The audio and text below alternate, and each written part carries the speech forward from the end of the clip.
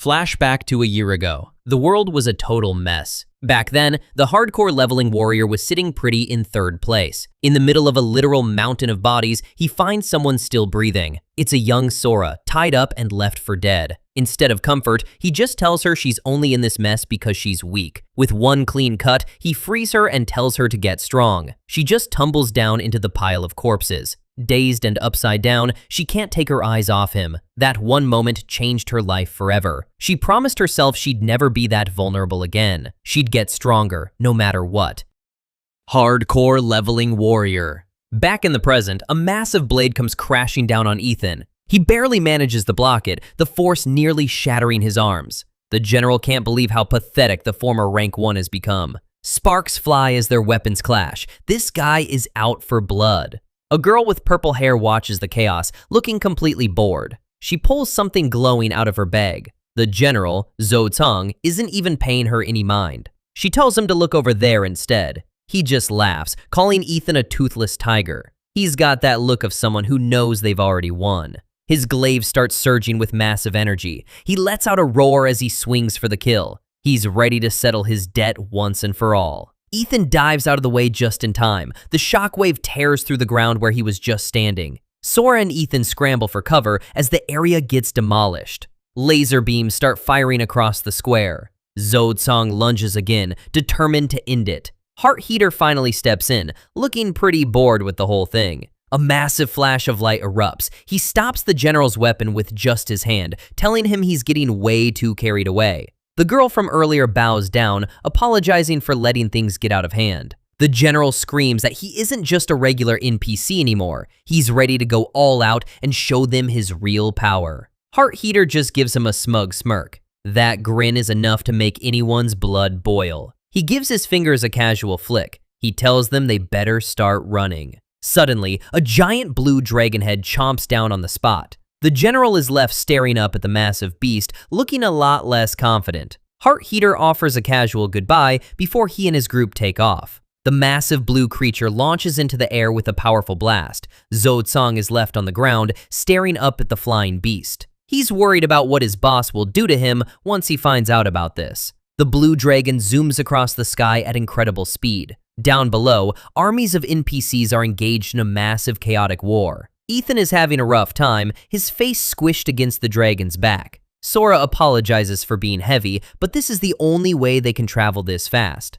They arrive at Dragon Mountain, a jagged and dangerous conflict area. The creature slows down as it approaches a small, ornate building perched on the rocks. They land with a thud, dust and debris flying everywhere. Heart Heater leads them toward the entrance, telling them to follow along. Inside, he tells them he's got an offer that's hard to turn down. Sora is still all about protecting her warrior, reminding him of their promise. She tells him they're friends now, so he should drop the formalities. Ethan is sweating bullets, mostly because he has zero memory of what she's talking about. A bunch of tiny blue and green creatures scurry around the room. Heart Heater is back in his office, greeted by his little minions. He looks over his shoulder, acknowledging that things got a bit messy. A heavy door creaks open to reveal a private room. Sitting there is a young boy with silver hair, looking very bored. He takes one look at Ethan and asks if he's really the famous hardcore leveling warrior. Ethan stands there, looking skeptical about the whole situation. The kid wants to know if it's true he was the first to hit the level cap. His name is Dark, and he's got a very specific request. He needs Ethan's help to level up fast. Ethan's ears perk up the second he hears about the potential reward. The whole room is filled with high-end decor and strange trophies. Ethan gets right to the point. How much is the kid paying? Dark doesn't even blink as he prepares to drop a massive number. He offers a cool $1 million. Just like that, Ethan and Sora are both completely floored by the amount. But instead of accepting, Ethan puts on a tough guy act, saying $1 million isn't nearly enough. Sora is impressed by how cool he's been, while Heart Heater just reminds him of the massive debt he owes. Ethan tells Heart Heater that credibility is everything in business. He even offers to let him cut off a few fingers if he doesn't deliver. That's hardcore. He shrugs off the rumors about his reset, claiming they're just talk. Suddenly, a massive red warning sign flashes in front of him. Forced log out. Dark just sits there, watching with zero emotion as Ethan panics. Ethan is fading fast, his body glowing as the system pulls him out. Dark tells him to be careful out there in the real world. The system forcefully logs him out, his form vanishing from the room in a flash of light. The title card for Hardcore Leveling Warrior features Dark, a silver-haired boy with purple eyes, accompanied by two small blue creatures. Ethan Gong slowly opens his eyes in the real world, looking exhausted. Suddenly, he is hoisted into the air by two large men in suits, his expression one of shock. He screams in confusion, demanding to know who they are. The goons ignore his pleas and roughly toss him aside. President Kim, a stern businessman in a suit, orders his men to let Ethan go. Ethan sits on the floor, gasping for breath and asking if President Kim is behind this. President Kim turns to him, reminding him that they aren't exactly friends. He stands by a window overlooking high-end cars, noting that everything Ethan has is because of his investments. Through a barred window, Kim tells Ethan to keep leveling up if he ever wants to leave this place. Left alone in a stark white room, Ethan stares at the ceiling, thinking about the $1 million he was offered. He curses his situation, realizing how much he needs that money now. Ethan notices something in the corner of his room and looks over with suspicion. His eyes widen as he finds a box full of bottles labeled narcotics. Up on the roof, President Kim casually drinks coffee while his goon prepares to intimidate Ethan. The goon grabs Ethan by the neck, causing him to tremble with fear. Ethan's eyes are wide as he realizes the gravity of his situation. He begs them to stop, hoping to talk his way out of whatever they have planned. President Kim states that a man is defined by his ability to keep promises. He casually tosses an empty coffee cup off the side of the building. The cup falls several stories, clattering onto the street below. Kim laughs, telling Ethan he's lucky they're only on the 4th floor, which will only cripple him. A sudden push sends Ethan toward the edge of the roof. Ethan's vision blurs as panic takes over. He is caught at the last second, dangling upside down over the ledge. Terrified, Ethan begs them not to kill him as he gasps for breath. President Kim mocks him, telling him to sell gum on the street instead if he can't pay. Ethan is pulled back up, drenched in sweat and stuttering for more time. Kim orders his men to let him go, having finally made his point. He hands Ethan a contract, demanding he sign and put his thumbprint on it to confirm his $40,000 debt. Kim scoffs, pointing out that even a company president couldn't sell enough gum to cover $80,000. He brings up Lucid Adventure, the game Ethan was just playing. He explains that Giga, the company behind the game, has created something incredibly lucrative. While there's no currency exchange yet, Kim knows it's only a matter of time. He lights a cigarette, satisfied with his reasoning. He tells Ethan he's opening a workspace where Ethan can earn the money to pay him back. The contract binds Ethan Gong to work for Geno Lee until his massive debt is cleared. President Kim grins, knowing he has Ethan right where he wants him. Back in his cell, Ethan clutches a bottle of the narcotics, fuming with rage against Kim. A voice from outside tells him to shut up, startling him. The dark hallway is lined with doors, and voices of other captives echo through the facility. Ethan listens as people beg to go home, realizing the grim reality of this workspace. In the dim confines of his room, Ethan hears a fellow captive ask if he's also there for Lucid Adventure. Determined to reclaim his power, Ethan decides to embrace the challenge ahead of him. He asks the other players for their in-game nicknames, ready to return to the digital world. Ethan Gong begins the login process, his form glowing as he prepares to enter Lucid Adventure. He materializes in a tavern where Dark, Sora, and Heart Heater are already waiting for him. Dark, the silver-haired boy in the skull hoodie, looks at Ethan with a serious expression. Ethan immediately questions Heart Heater about how he knew of his real-world predicament and his connection to President Kim. Heart Heater remains evasive, claiming he doesn't work for the businessman while casually eating. Ethan stares ahead, his tone cold, as he tells Dark that he wants a much higher payment for his help. Dark leans in, curious about the price Ethan is about to set. Ethan holds up 3 fingers, demanding $3 million to power-level Dark's character. Dark repeats the sum, his eyes widening at the sheer scale of Ethan's demand. Dark sits back in his chair, contemplating the deal with a calculating look. Sora, the black-haired girl, pauses her eating, completely stunned by the amount of money mentioned. Despite the shock, Sora continues to munch on her toast while the others talk. Dark agrees to the terms and orders the group to get ready to level up, with Sora eagerly joining them. As they prepare for a dungeon run, Ethan takes charge, assigning tasks to Sora and asking Dark about his preparations. Dark looks at Ethan, his purple eyes filled with a mixture of skepticism and curiosity. Ethan senses Dark's gaze and turns back, wondering what the boy is thinking. Sora and Dark watch Ethan as he walks through the marketplace, Sora noting his extreme caution. Ethan stops in his tracks, his red eyes narrowing as he looks back at them. Dark points a finger at him, challenging the former rank #1 player to prove his strength right then and there. Ethan looks around at the busy street, questioning how he's supposed to demonstrate his power in such a place. Dark and Sora turn toward him with anticipation, eager to see if Ethan Gong still has what it takes. Dark spots a familiar face in the busy marketplace. It's Scallion Head, standing at a food stall and waiting for his order. Ethan pulls his hood down low, his eyes locked on the target. He's got that classic devious grin. He's definitely up to something. He tells Dark and Sora to stay back and watch how he handles this. Scallion Head is just about to tuck into a massive sandwich. Out of nowhere, a hand reaches into the frame.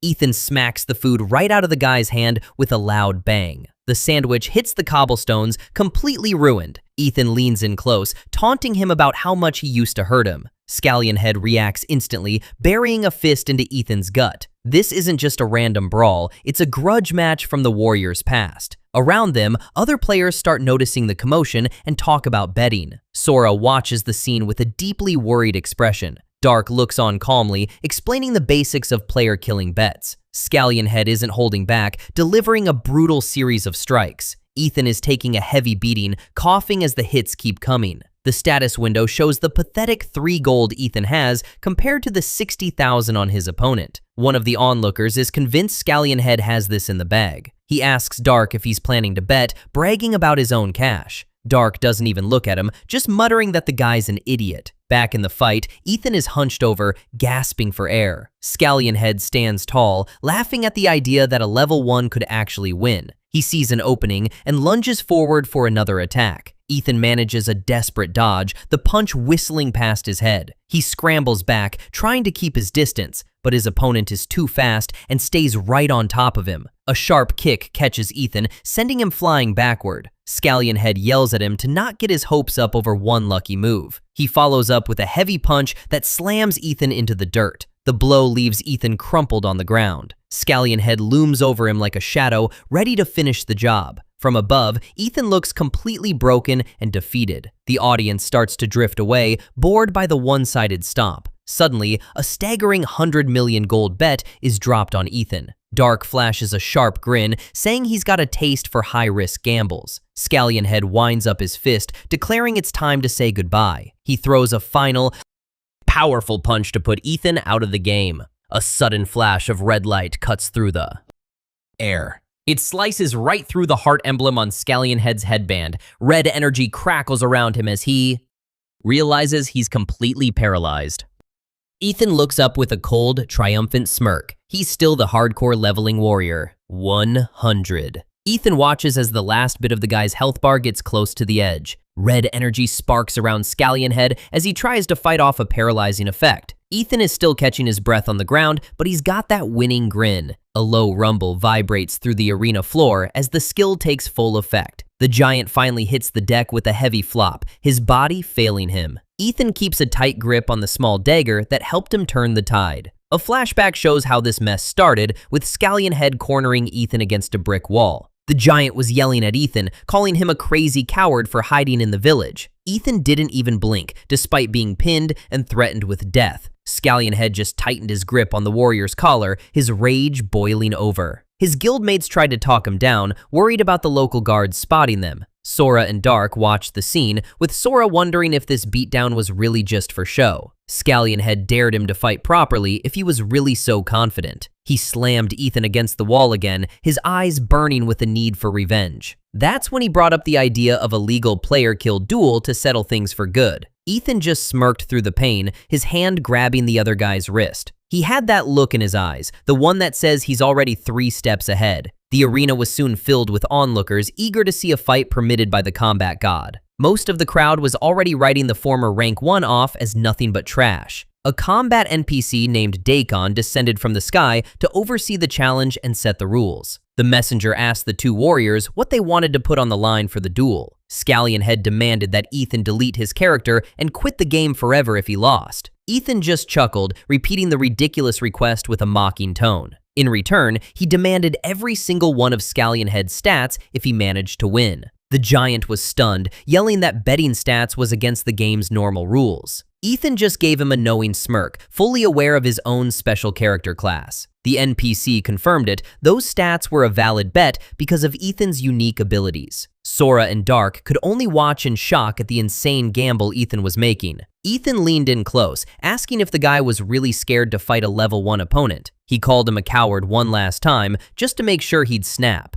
Scallionhead finally lost it, winding up a punch with everything he had. A giant explosion of dust and sound filled the arena as the first blow landed. The force of the impact sent Ethan flying back across the stone floor. He looked genuinely surprised by the sheer power behind the giant's swing. Scallionhead started walking him down, talking about everyone Ethan had ruined in the past. He was determined to get justice for all the players who quit because of the warrior's dirty play. Ethan pushed himself up from the ground, still clutching that small, rusty dagger. He let out a defiant roar, his eyes burning with a dangerous intensity. He charged forward, but Scallionhead wasn't bothered by the tiny blade. The giant swung his arm in a wide arc, determined to end the fight right then. Scallionhead's eyes went wide as he prepared to deliver a crushing follow-up. A massive bang shook the stage as he dedicated the hit to his fallen guild members. Ethan hits the ground with a heavy thud, his health bar nearly depleted from the relentless assault. A bright green light suddenly envelops him as Scallionhead casts a heal spell, forcing him back into the fight. Ethan looks up through the green glow, his expression dazed as he realizes the cycle of pain is starting all over again. Far from enough, Scallionhead snarls, his fists already moving in a blurring flurry of strikes. Scallionhead's eyes are wide with a frantic, obsessive rage, determined to exact every bit of revenge. In the stands, the crowd is buzzing, with many having bet against the low-level former rank 1.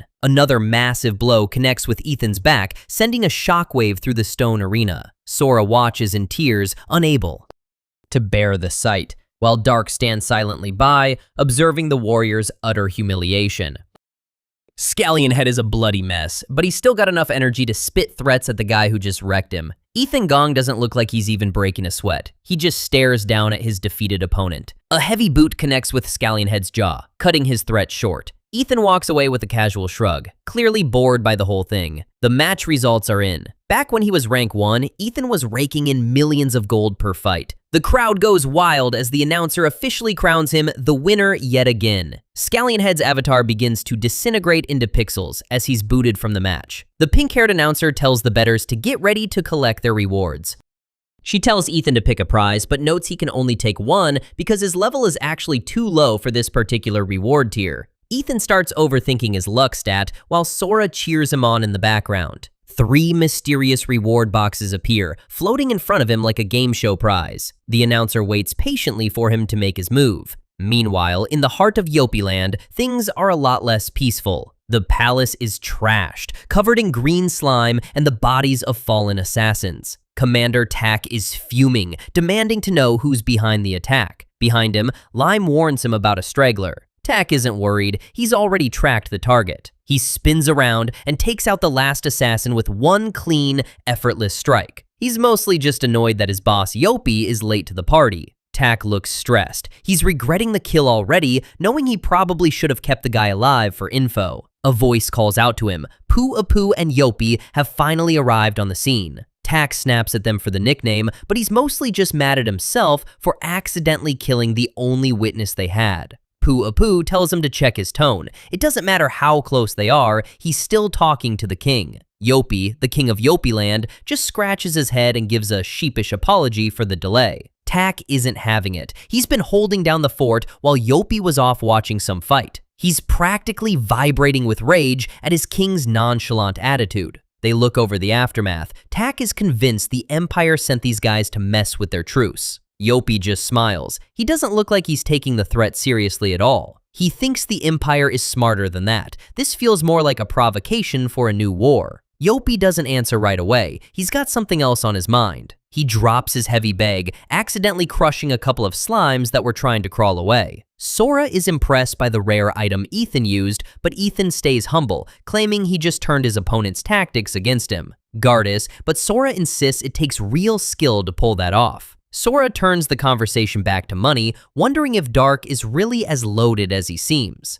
Dark doesn't answer with words. He just asks if they've ever heard of the Giga Group. He drops the big reveal. His grandfather is the actual CEO of the entire conglomerate. Ethan and Sora can't believe it. This kid isn't just rich, he's part of the family that practically runs the world. Dark explains that things got complicated the day his grandfather decided to finalize his will. Ethan listens as Dark describes how the old man looked perfectly healthy in the videos they filmed. The CEO had even promised to read his will online, telling every player in Lucid Adventure to log in for the event. But shortly after, he fell into a coma, and the doctors say he doesn't have much time left. Despite being unconscious in the real world, his character status in the game is stuck on online. Ethan finds the whole situation suspicious. An unconscious man being online doesn't add up. Dark is certain his grandfather's mind is trapped in the game, and he's determined to find him. The group finally reaches the Black Magic Dungeon, a massive tower sticking out of the rocky ground like a jagged tooth. They're met by Doyum, a small masked NPC who welcomes them to the trial. He peeks out from his hood and asks which one of them is brave enough to take the test. Without a second of hesitation,